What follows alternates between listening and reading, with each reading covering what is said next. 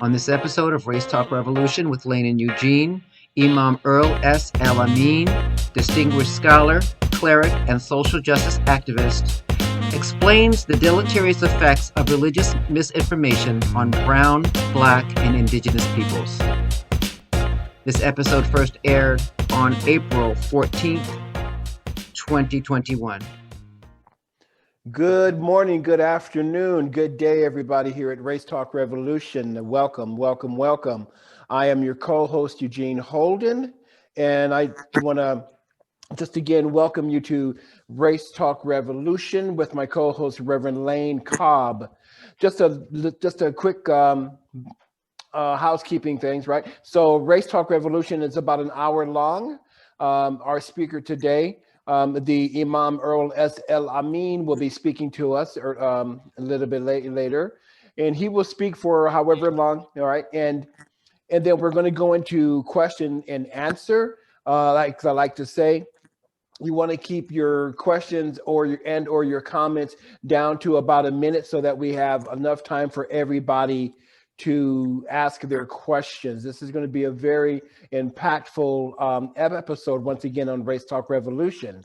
As you know, Race Talk Revolution provides a platform for people of all races and cultures and lifestyles to come together, to join with like-minded people who are wanting to change the systemic tension and strife, especially between races and cultures. This is a place where we are respectful. We have a respectful conversation about the many nuances of racism, and we ask questions mainly to learn from each other's experiences. Once again, I want to welcome everybody, especially those who are new to Race Talk. I want to welcome you to Race Talk Revolution, and here is my co-host, Lane, the Reverend Lane Cobb. And good afternoon, everyone. Good afternoon. So pleased that you are here and joining us again for this wonderful conversation. Our topic today, religious misinformation as the source of, I am going to read that again because that is exactly not it. Religious misinformation as the root cause of bias. Our speaker today is Imam Earl S. El-Amin, the resident imam at the Muslim Community Cultural Center of Baltimore and vice president of program development at the National Centers on Institutions and Alternatives. He has represented Muslim American interests in several distinguished delegations abroad and was a participant in the first historic dialogue between imams and rabbis in North America. His objectives for the Muslim community in Baltimore include the establishment of model neighborhoods, improving the overall image of Islam, interfaith initiatives, and the development of Muslims in business, education, politics, and cultures. Imam El-Amin, welcome. Thank you so much for agreeing to address us during Ramadan. We greatly appreciate that. We thank you also for your dedication to the work that you do. When you suggested our topic, I was very intrigued, especially because I think what you actually said was religious misinformation is the root cause of bias and not as the root cause of bias. And what you said made so much sense to me. So I'm going to go out on a limb and say that all of us are looking forward to hearing what you have to say today. So welcome again. Welcome. Thank you very much. And to our listening audience, peace be upon you. In the Arabic language, we would say in our tradition, and our greeting would be Assalamu alaikum, which means peace be on you or peace be upon you. And thank you for having me today here. Something that I think is very, very important to discuss the aspects of why we're in the condition that we're in. And in many instances, we don't understand it. So hopefully we can clear some things up today. Good. Yes. So take it away, sir. Give us some background, if you will, and then you start the conversation as you like. You're in charge. Give us a little background, if you don't mind. What is the history? Why did you come up with this topic? And perhaps how has religious misinformation laid down the groundwork for bias, if you will? We begin with establishing, when we talk about religion and how it has impacted the behaviors of people one of the things that is so important is religious imagery. And in religious imagery, I have a saying which says, what you see is not what you get. What you see is what gets you. And so we see in 1980, a dear friend of mine at the time was the president of the Association of Black Psychologists, the esteemed Dr. Naeem Akbar. And they came out with a resolution. The resolution was the portrayal of the divine in images of Caucasian flesh. And that images of the divine would constitute an oppressive instrument that is destructive to the self-esteem of African-American people or Black people throughout the world, and is destructive to the psychological well-being of African-American and children of color. It also portrays, has this portrayal of the image, and we know that that image, especially if you're my age and you were growing up, and I think Pastor Cobb, we had this conversation initially. If you in the African-American household, if you're in my age, there were two pictures on the wall. One was of John F. Kennedy, and the other one was the image of the so-called Jesus, who was in the Caucasoid flesh. And so when we look at that, as I said, what you see is not what you get. What you see is what gets you. And I think that we have been gotten, so to speak. We have been had, so to speak, because this image is not just, it is a pervasive assertion of white supremacy. We see it as people, the Caucasian people being destructive to themselves, as being destructive to people throughout the world. It has these features that this has. It has done such damage to people. It makes some people think that they're inferior, and it makes some people think that they're superior. So out of that, we see violence that is perpetuated, interpersonal as well as externally. We see the conquering of nations, the conquering of land. We see all of those things taking place in human history, and in the name of what people profess to be a religion that is the most civilized, so-called religion that is the most civilized religion. But when we look at it, the imagery that it perpetuates is the imagery of people that are not of color. Even as I was joking with you the other day when I was talking about, even in the Last Supper, the busboys weren't even Black. You know, I mean, so I mean, but that, I mean, it's funny, but it has a profound effect on the psyche of a group of people. When a group of people, when a group of people don't, can you hold on for a minute? Call Mom and tell her I'm on the line. When a group of people don't research, and when a group of people don't understand, they think that they naturally have a position of a superior position, and that the people that don't resemble them have a natural inferior position. So what we've seen now are people over time that think that they are in charge, large and in charge, so to speak, that they are the ones that are should be in charge. And in many instances, they don't even understand what has affected them. So we see this image, but this imagery psychologically has been perpetuated in other facets of the life. And so what out of this, in what I call mythology, which it is, out of this mythology, we've seen images that we see, okay, who is Superman? Who is Hercules? Who is Santa Claus? Santa Claus, he knows when you're sleeping, he knows when you're awake, so you better be good for goodness sake. Tarzan.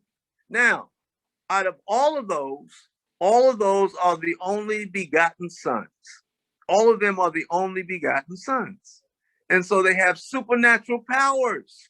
They have supernatural powers. And so this imagery that we were given that was on the wall in many of our homes, that is in houses of worship, this so-called imagery. So how has that affected us? So we in the mythology, we believe that we are an inferior people. We have embraced that idea. We don't have a Superman, we don't have a Hercules, we don't have a Santa Claus, and we don't have a Tarzan. And so it is very, very important to understand that this has had such a profound effect on people. The bottom line is, here in America, which is very important for us, is that we live in the most diverse place in human history. America, there's never been a place like America. It's the most diverse place in human history, ethnically, religiously, and culturally. So there is an obligation. This is why this conversation is so important, is because in this diverse population, it is imperative that we learn how to get along with one another, because this was because of the Creator, regardless of what name you want to call the Creator. The Creator has set this in motion. This America was set in motion before it was already planned. It was planned. The divine scheme was there, and so the divine scheme that we have, dear brothers and sisters on the line, the divine scheme is for us to learn how to work together. But before we can learn how to work together, we have to be able to extract those things that impede our progress. And that is what has impeded our progress. The notion of the image of the divine. The notion that the divine does not look like you, so I am inferior.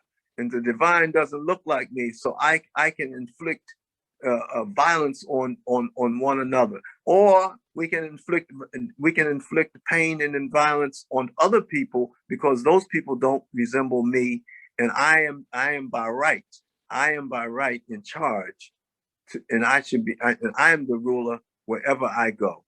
So that, I think, I'd love to open it up from there. I don't, lecturing is like communism. It's old and it's forgotten. I think dialogue is much more important for us to have. So I'd open up the floor for any conversation that needs to take place. But let me read this resolution that was done in 1980. This resolution that was done in 1980 says, whereas the portrayal of the divine in images of Caucasian flesh constitutes an oppressive instrument destructive to the self-esteem of Black people throughout the world and is directly destructive to the psychological well-being of Black children. Whereas the Association of Black Psychologists has condemned the negative portrayal of Blacks in media presentations in the past, we recognize the portrayal of the divine as Caucasian as the most pervasive assertion of white supremacy. We see such grandiosity on the part of Caucasian people as destructive to themselves and damaging to people to accept white supremacy images as subliminal elements of their religious belief. Whereas there is a negative psychological impact when images of the divinity and the divine figures are portrayed in Caucasoid flesh with Caucasoid features, the Association of Black Psychologists considers such portrayal as being a mechanism which insidiously advocates white supremacy and by implication, Black inferiority. Whereas the Association of Black Psychologists as practicing experts in human mental functioning recognizes that the persistent exposure to such images is particularly damaging to immature Black minds. Resolved, the Association of Black Psychologists recommends the removal of Caucasoid images of the divinity from public display in places of worship, particularly in the settings where immature Black minds are likely, and white minds are likely to be exposed. Resolved, the Association of Black Psychologists provide the copies of this resolution to national religious bodies, national civil rights organizations, and to select religious leaders for the purpose of opening up an educational dialogue for change. Now that was done in 1980, and we still are still grappling with something like this. Here we are, 2021. I was just going to ask you what year that was. Association of Black Psychologists resolution on what now? I just want to make sure I put it right in the chat. Okay, the Association of Black Psychologists resolution and the annual meeting, that was the resolution approved in 1980s annual meeting. Okay, beautiful. Thank you very much, sir. Eugene, do you have a question before we open it up? Yeah, well, a question, comment. You know, brother, I'm so glad that you brought this point up in terms of the images in religion. You know, where we talk about racism, not only in America but around the world, and when we bring in religion, right? The people of color, the Africans, you know, with the darker skin, is the only culture where they don't have, quote unquote, God that looks like them, right? Which of course builds that superiority and inferiority complex, and it's been going on for so very long. So, Brother Imam, what I want to ask is, and I'm glad that we're doing this conversation here, in your beautiful, humble opinion, what do you think? How do you think we as a people with so many different diverse backgrounds and culture, what can we do as a people, especially my brothers and sisters here in the Race Talk Revolution, can do to help, I don't want to say alleviate, because that's a large word, but to help have us, you know, to help to heal some of these separations that have been going on? I think the first thing is to have these types of conversations, the open and honest dialogue with one another. And we have to get away from being so nice with one another.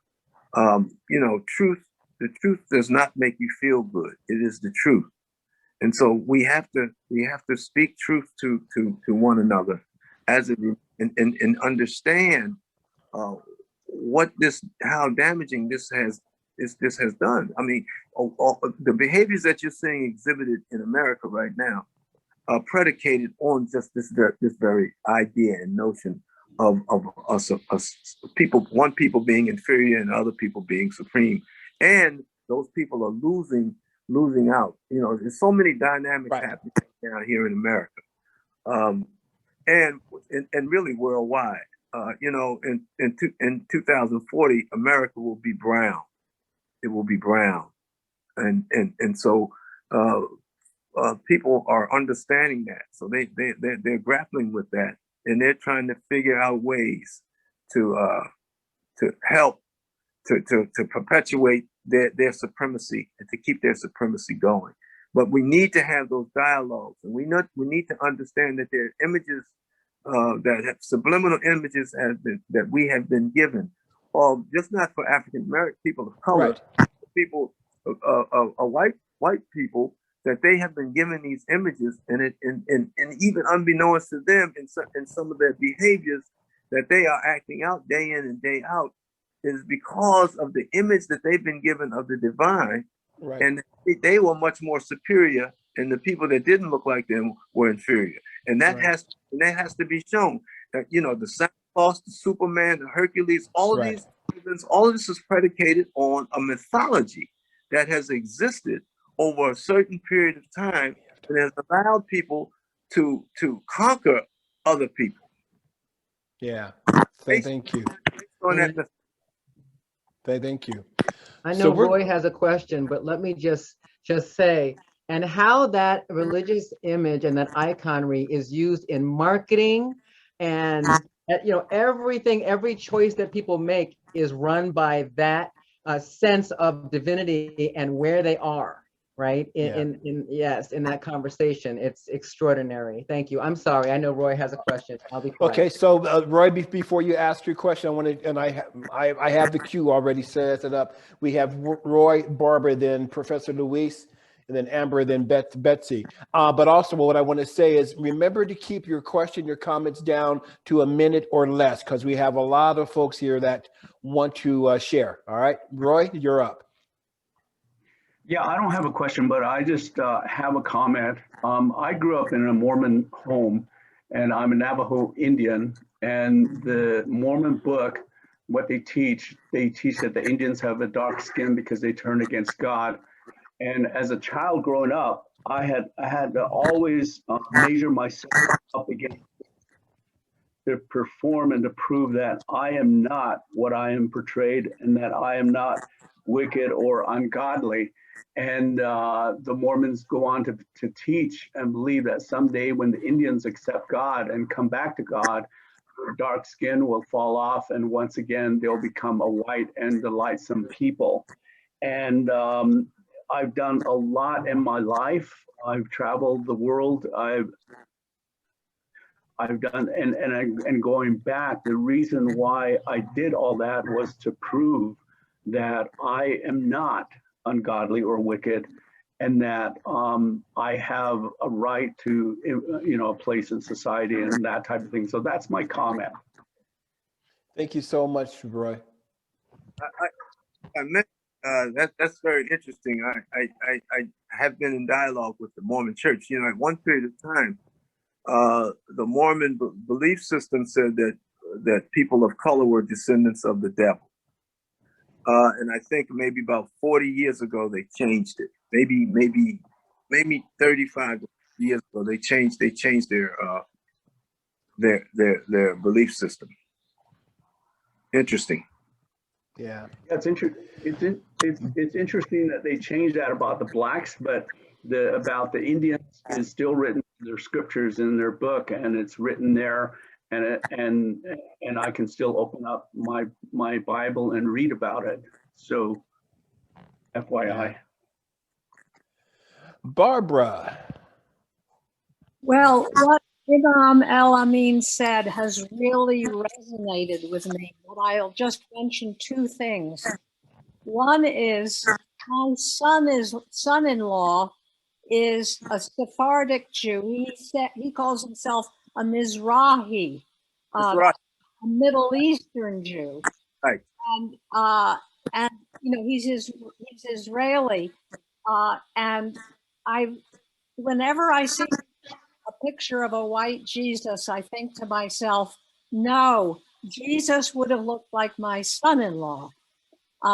Middle Eastern, that's where he came from. He was not European, he was not white. The other thing that I was thinking of is that wherever I go, and I'm thinking particularly of going with a friend to her home country of the Philippines, and I would see a picture of a white Jesus on the wall, and it would bother me so much that people were having this image of someone who wasn't like them and who wasn't a person of color. It's just always bothered me. So this really resonated with me. Thank you, Imam. Thank you. You're welcome. Thank you. Professor Luis. First of all, thank you for being on and having the courage to say what you're saying.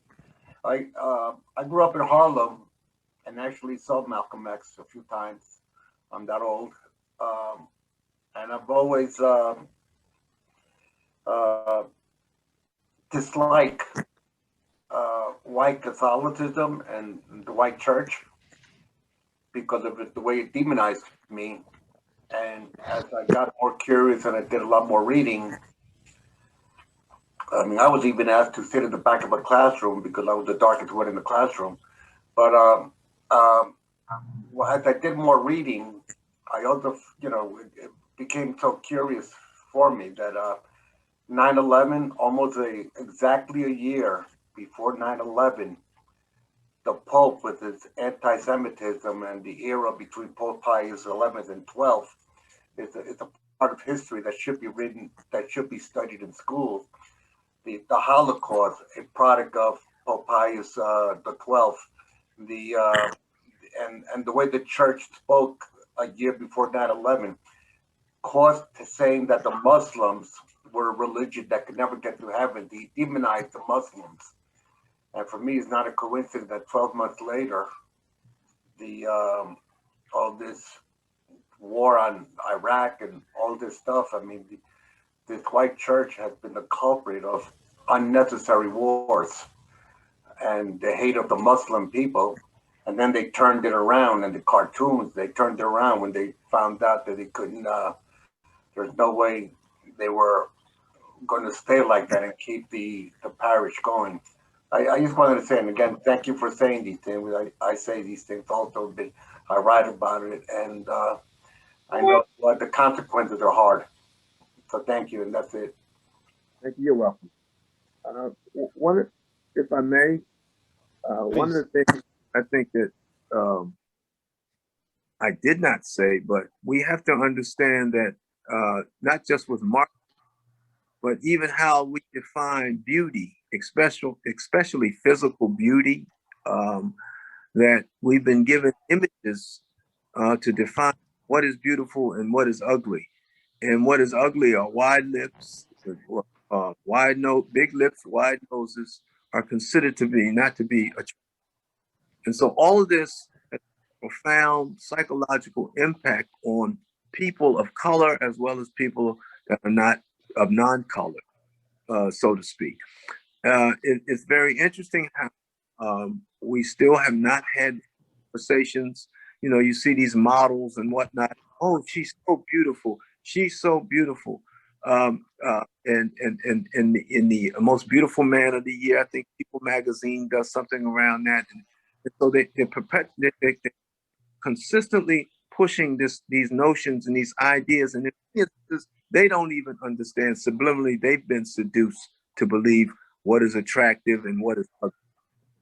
Yeah. Thank you, Imam. All righty. Is it Amber or Ambry? It's Amber. Okay, thank you. Hi, can you guys hear me clearly? Yes. Okay, I just wanted to thank the Imam so much for coming and discussing the topic. It really resonated with me because I feel like I have been talking about this specific issue between Christianity and the perception of Blackness like all my life, and I've never really heard someone actually agree with me. Mostly because I'm agnostic, and so I believe more in the study of religion versus actual using religion or believing in it. And one of the things that always jumped out of me when I was a kid, especially, is I grew up learning about the Bibles that were made specifically for Black slaves to turn them into Christians.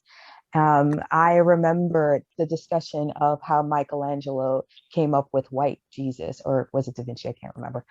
And to me, when I see Black people today practicing Christianity, it upsets me because it's like you're praying to the only God that doesn't look like you once said. You're praying to your oppressor. I mean, does that not resonate or click with you? And then as time grew on, I evolved from anger to just really trying to understand or find compassion when it comes to whiteness. Because before I used to, think this was all done on purpose. But now I understand that it's not just Black people who have been lied to, it's white people as well. Right. And, they don't know what they don't know, like it's an unknown to them. And if you're told that you're the pinnacle of humanity all your life, it's really hard to go back and say, well, actually, you're not.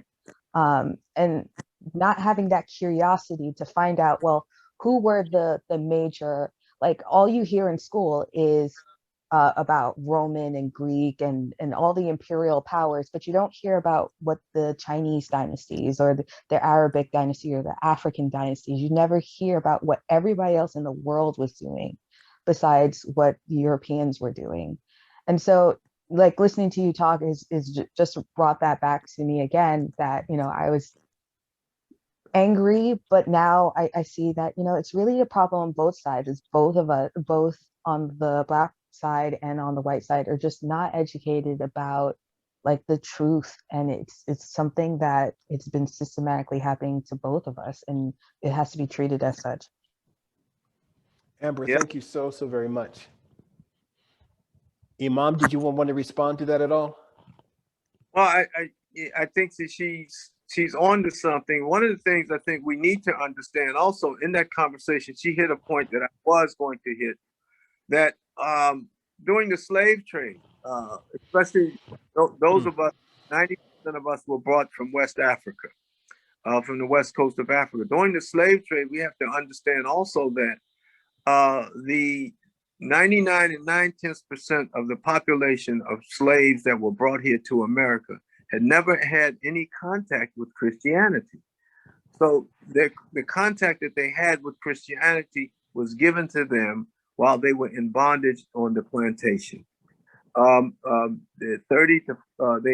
They practiced their natural religions and Islam. The only slaves that could read and write were the Muslims, because Islam had permeated the west coast of Africa, and 30 to 40% of the slave population that was brought to America were literate. They were very literate, because it had become that tradition of reading and writing had occurred on the west coast of Africa. So what we see on the plantation is, as she spoke of, is that the slave was not able to practice his natural religion, or he was not able to practice Islam. They were suppressed, and so they were given an idea and a concept there on the plantation of religion. And we see the evolution, like Richard Allen in the AME Church, who really fought to bring a balance and an understanding for the African American population, to understand that they fit into Christianity, and that Christianity was not lily white, and it had not been lily white. Thank you. Absolutely. We have Betsy and then Judith Baville. Thank you for letting me speak. I am the mother of once teenagers, now young adults, Black men and Hispanic men.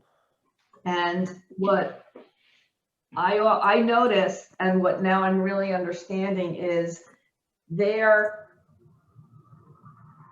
passion and admiration for certain Black sports stars and certain Black rap stars was them meeting these heroes that they weren't provided in our society. You know, we provided the white Superman, the white Tarzan, the Jesus Christ, and so forth. And those people didn't speak to my kids and to many young Black Americans. And I can see them reaching to the sports stars and some of the rap singers. And since I was living in the house with them, I also got to know these people, and they, you know, some of them were very, very worthy of our admiration, even though they were just sports people or just rap singers, which is how I think the white world really puts them down. So that's it. All right. Well, I think you're on to something, because most young men look for the systematic, what white supremacy also was able to do was to systematically take the male role model out of it. So what we did was we looked at sports figures and entertainment. We were reduced to sports figures and entertainers. So we didn't learn about the Harlem Renaissance. We didn't learn about men that were the W.B. Du Bois's, Henry Highland Garnett's. We didn't get that. So we gravitated towards sports figures and entertainers. I would recommend that we really highlight, for all of our listening audience, highlight men of color who have and who are not just athletes, who are not just entertainers, but men of color who have ascended who are very, very successful in what they do as fathers, husbands, but also as people in business, people in culture, people in politics, etc. And that's very, very important for us to allow our children to see. As I said before, what you see is not what you get. What you see is what gets you. Thank you. Judith Baville. Oh, wow. This is such an amazing, amazing topic and conversation and discussion. And thank you, Iman, for speaking truth to power. It's basically what you've been doing. And thank you, Lane and Tyrone, for making this possible. Someone had put in the chat, someone asked the question, didn't Africans bring their religious beliefs and practices to America? Absolutely. And it's important to know that it was the African, the foundation of African religious beliefs and practices that provided for the survival of African Americans in this country. If it weren't for those deep-rooted beliefs that were passed on through the oral tradition from generation to generation, we wouldn't be the strong people that we are today. And I think that there is so much material out there. There was a ton of material written, particularly during the late 50s, 60s, and 70s on this topic. There's one book that I highly recommend that everyone look into. It's called Ancient African Religions and the African American Church. I cannot think of the name of the author right now, but it provides such a strong a connection for learning and understanding of what Iman is talking about, what everybody basically is talking about here through your questions and comments. Another important point to make here is that theology, the original biblical teachings in this country were about the theology of equality and liberation through Christianity. However, once during the 1700s, now this was very early, basically within the 50, 60, 100 years of Black African Americans being here, once whites started seeing that Blacks and low-income whites were coming together around a basic theology of equality and liberation, then they started twisting and turning the interpretation of the Bible from a religious doctrine in this country of equality and liberation to one of oppression and to one of obedience, all through distortion of the word to teach submission to white people as the masters. Yes. Okay. Thank you. And hence this theology of oppression, using religion to justify the treatment of African Americans in this country. Thank you, Judith. Yes. Imam, do you want to respond, or Lane, before we go into, we have quite a few people who have their hands up. Yeah, no, I don't want to take any time. I'd like to hear if the Imam has a response to that, because I'm so glad that Judith brought that up. Yeah, it's what I had alluded to earlier, and I think she crystallized it, that there are numerous books that have been written, the research has been done, that because of the oppressive nature of the plantation life, the level of improvisation that has taken place, even though we had to act out. You take Omar ibn Said, who was a very enlightened man and wound up in Fayetteville, North Carolina, who was a slave, who had memorized the whole of the Quran, and he could read and write in Arabic script, and what he did was he wrote the Bible verses in the script.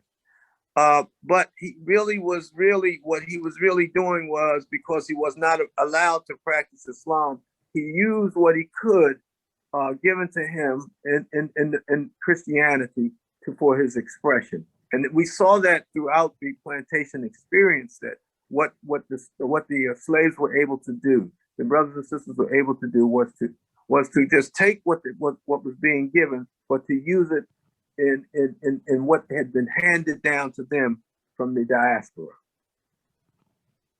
Yes. Rich conversations we have going on here today. Well, you know, a lot of call and response, all of that comes out of the African tradition. Right. I mean, it just didn't happen with the establishment of the Black church in America. That was pre call and response, and a lot of things that we see happening. Even people in the church, when you see people when they get the spirit, so to speak, right. And all of that had taken place on the west coast of Africa. Ooh-wee. Yes. John.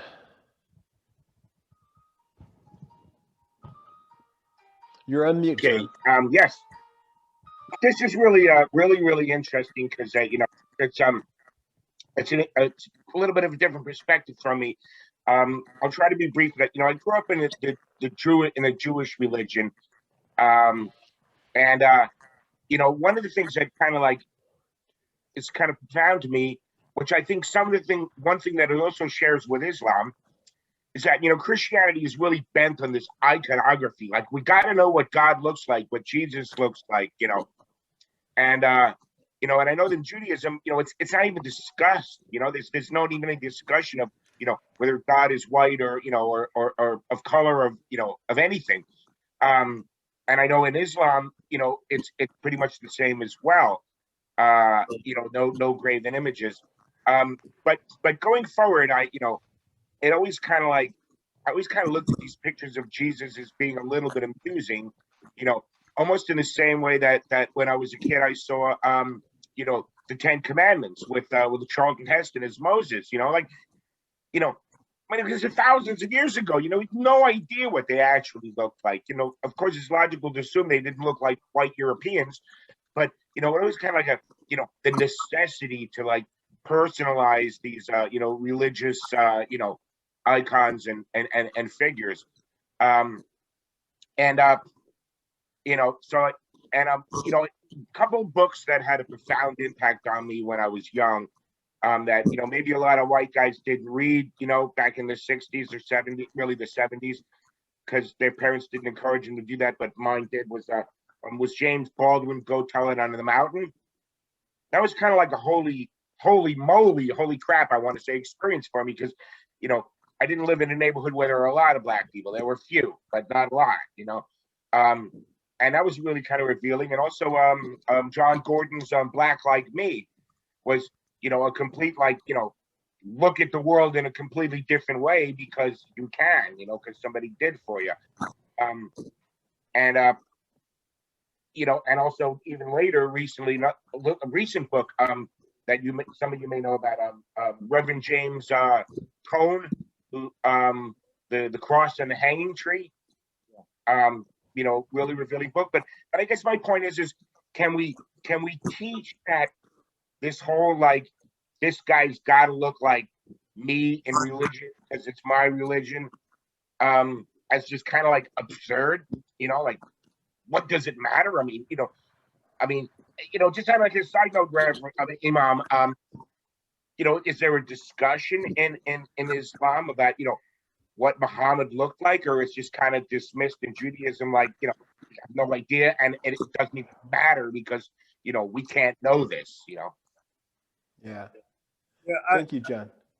Yeah, that's excellent points. And I think that for me, as a practicing Muslim, that one of the things that and one of the tenets of our faith is that if the individual can, the practitioner can in a lifetime make their pilgrimage, what the Arabic word would be Hajj, to Mecca.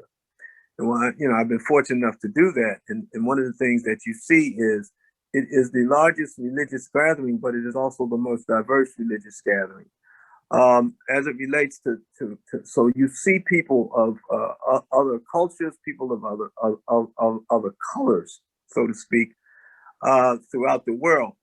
What is really interesting is in Islam, as you said, as is in Judaism, that you will never see any images of the so-called divine. You will never see an image, because we see that it would never be able. It would be able to, first and foremost. The other thing is, I do know what Muhammad looks like. He but not externally, internally, kind, humble, father, husband, all, etc. So we tend to look for that, for the qualities and the internal qualities of a human being, and it manifests themselves externally, rather than looking just at the color of one's skin to define the excellence in the individual because of the color of one's skin. I hope that, you know. Very well put. So thank you, Imam. We have Norman, Tyrone, and then Adine.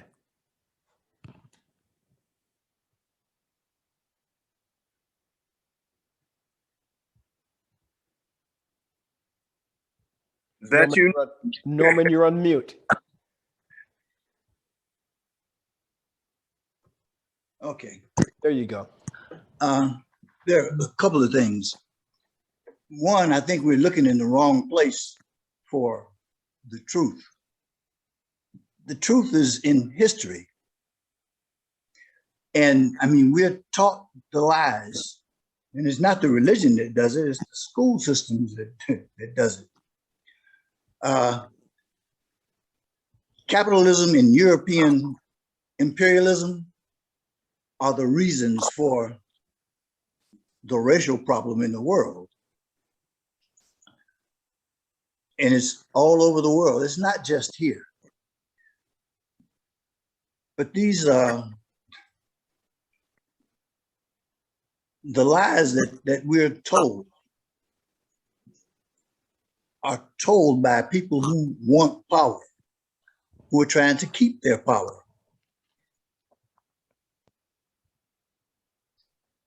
It's not all based on race.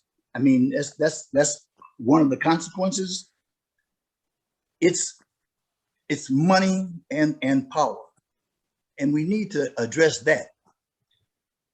Religion is a tool used by these people, and as far as Black people not being Christians, Christianity started in Africa. It didn't start in Europe. They took it from Africa and took it to Europe because they saw how they could use it. Most Christians use the King James Bible. King James lived in the 1600s. He was not a man of God, but the Bible that's being used is his Bible, the authorized King James Version.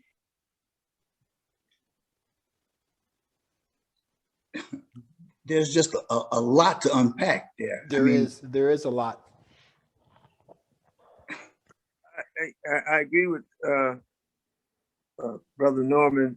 I think that one thing I would say that education, the influence comes out of their houses of worship initially.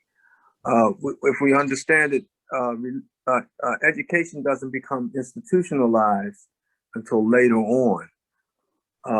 So the influential figures in around were people in the specific houses of worship, and so they perpetuated a certain idea and a certain concept to the masses of the people. The other thing is, he's absolutely correct. Christianity does come out of Africa, but the only thing is that it didn't come out of the west coast of Africa. Right. That it came out of what we would consider Ethiopia, what we know as Ethiopia, what we say as the Habashi people, Ethiopia.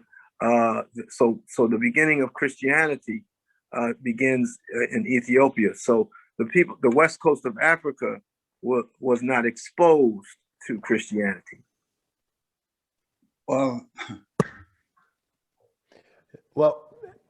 Norman, I know that there's a lot here. There's a lot here, and we're running out of time, and I want to get to those last two. Okay. This is some really good stuff, and Imam, I hope that you will be open to coming back. We're not done yet. I just wanted to throw that and drop that seed in there. Brother Tyrone. How you doing, Brother Imam? Thank you so much for being here, man. It's really interesting to see the segue from religious doctrine into American advertising, from the religious to the secular. And I want to mention that because of, and I think I mentioned this before, an amazing video that came out of University of California, Berkeley, called Ethnic Notions. And I really want to recommend that if anyone hasn't seen that, because that perpetuated images of Black people being lazy. It amplified terrible images of African Americans and supporting that imagery of ugly and Black is evil and white is pure. And those are the subliminal things going on, but the impact that it's had on everyone, particularly Black people, how we even looked at ourselves, been completely impacted by this. The roles we play, light skinned in the home, and darker skinned folks out in the field. It just perpetuates that. So that's all. I'll leave it there. I just want to suggest that, you know, people take a minute and look at that. I think it's about an hour long, or something like that, but it's really worth the time. It will open your eyes. About the University of Berkeley, right? Yes, yeah, University of California, Berkeley. Yeah. Tyrone, was that a book or a video? It's a video. It was a piece. It was a project that was done by some graduate students, I think, and it's just mind blowing. So I really recommend it. Yeah. Well, I think he's on to something with that.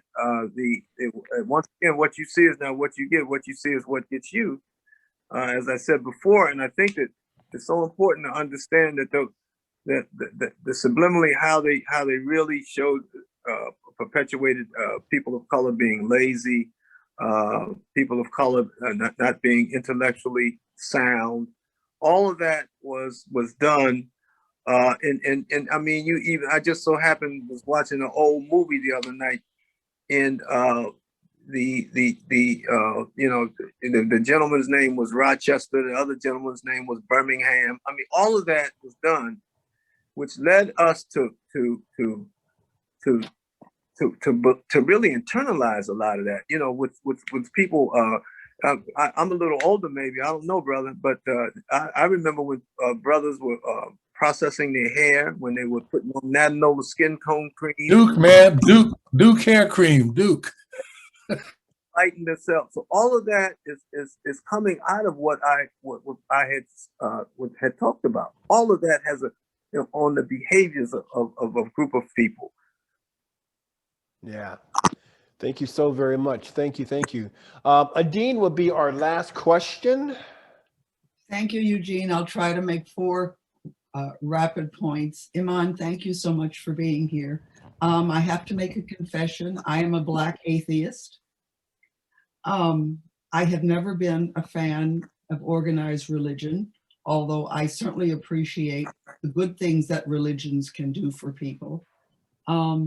I remember a white Presbyterian minister telling me, there's God and then there's religion, and religions are created by men. And I also have coined the thought that religions are patriarchal constructs by people who want power and control. I'm interested in the comment that Bishop Tutu made a number of years ago that said, speaking about Christians, they taught us to pray, and while we had our eyes closed praying, they stole our land. And I thought it was interesting, after having said that he became an Anglican prelate. Can because I think it's very important to understand. Bishop Tutu didn't say that. That was Jomo Kenyatta said that. He said when the white man came to Africa, he taught us how to pray. When we opened our eyes, we had the Bible and he had the land. Thank you for correcting me. So it was Kenyatta. Thank you. Thank you. And the last thing I wanted to ask you was this. I understand that Islam is very multiracial, but I also understand within Islam that there still there are areas of colorism between your lighter skinned Muslims from North Africa who feel superior to your darker skinned Africans. And would you just comment on that, please? I certainly would. And I agree with you 100%. I think that what I call Arab nationalism has had a profound influence on in Islam. And there has been this pushback. One of the things that had happened that actually even people of color that are Muslims some years ago, what was highlighted was that Bilal was the first caller to prayer, but also was the treasurer in the establishment.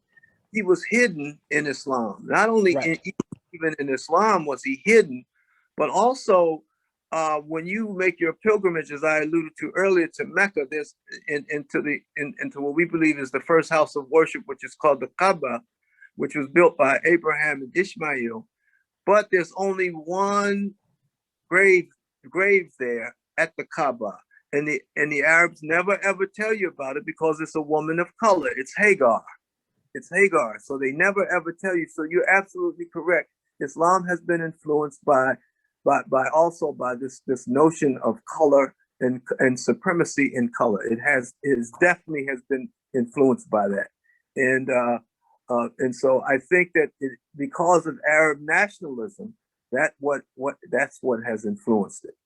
But I would also say that when you look at, I think it's Mansa Musa, who took 70,000 people to Mecca from West Africa and built libraries and gold all along the way, and who in the west coast of Africa, in Timbuktu, and those establishments that were there, those universities that were there, the University of Shanghai, that when the Arabs came there, they were beside themselves, because what they found out was that this West African was way ahead of them in the pursuit and the study of our way of life. Yes. Thank you so very much, everybody, with your questions and your comments. Brother Imam Earl El-Amin, thank you for being here. I'm going to turn this back over to my beautiful co-host, the Reverend Lane Cobb. Imam, thank you so much for accepting our invitation to come this afternoon. Man, the chat has been lighting up. People want to know if you have written a book, and said if you haven't, you should. And have you? No, I haven't. And what I would recommend, though, for our listening audience is a book by one of my mentors, Dr. Naeem Akbar. And it's Chains and Images of Psychological Slavery. That's a bad boy too. Yeah, you look something like Dr. Akbar. You resemble him a lot. And who is retired now, but who I had the opportunity to study with over the years. And chains and images of psychology. I thought it was Changing Images. I'm sorry, Chains and Images. All right. Thank you. I would advise everyone to read that. That is, I think that is something that is very important. He lays out some issues, and he lays out some stuff I think would help you along the way. Thank you. So we will invite you back, sir, for sure, because you have just scratched the surface of this very, very deep and important conversation. You have enlightened some folks, myself included. And we want to thank, Eugene and I just want to thank you and thank all of our Race Talk family for being here this afternoon and participating greatly in this conversation. This has been wonderful. Please come back next week when our guest will be award-winning author and historian and racial justice advocate, Ms. Amy Nathan, who is a part of our Race Talk family and who has done tremendous work to promote anti-racism in the Americas. So with that, I will bid you adieu. Eugene. Assalamu alaikum, Brother Imam. Assalamu alaikum.